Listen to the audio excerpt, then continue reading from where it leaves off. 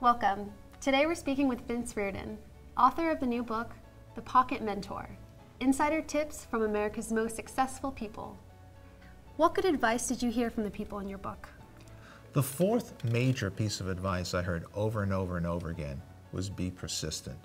Don't give up. Even if others give up on you, don't give up. You're just getting started. The people in my book, when they fail or they lose something, we tend to give up after the first or second or third time. The people in my book, they're just getting started when they fail the first or second or third time. They just don't give up. It's not in their DNA. And I find that tremendously inspiring. Who is a good example of persistence in your book? Jeffrey Wigand is the person who, for me, exemplifies the value of persistence.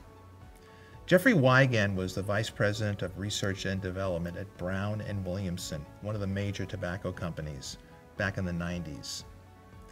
He tried to develop a safe cigarette, and he found roadblock after roadblock, so he left. Or he may have been asked to leave. Anyway, he was no longer at Brown and Williams.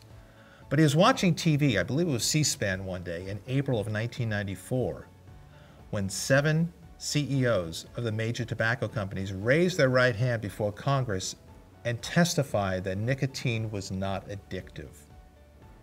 A bald-faced lie. Wigand couldn't take it any longer. He went to 60 Minutes, the TV magazine program, and he started telling them that actually big tobacco has known about the addictive qualities and the health hazard of smoking for decades, but have hidden those data from the American public.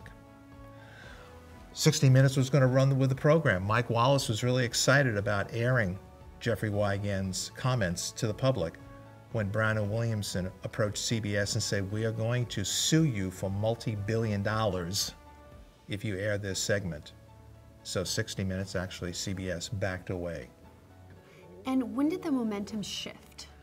The momentum began to shift when finally he went to the Wall Street Journal, and he got a different reception from the Wall Street Journal than he did from 60 Minutes. The Wall Street Journal was very interested in hearing and airing his story, and they did.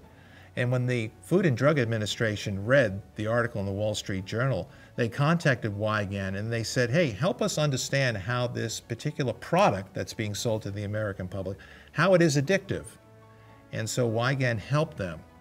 And within a couple of years, the state's attorney generals around the country, as well as plaintiffs' attorneys, sued successfully Big Tobacco and received a settlement, are you sitting down, of $368 billion. Wow. In about 4 short years, one man took down Big Tobacco, which is a Goliath. One man, through his persistence and his courage. Thank you, Vince.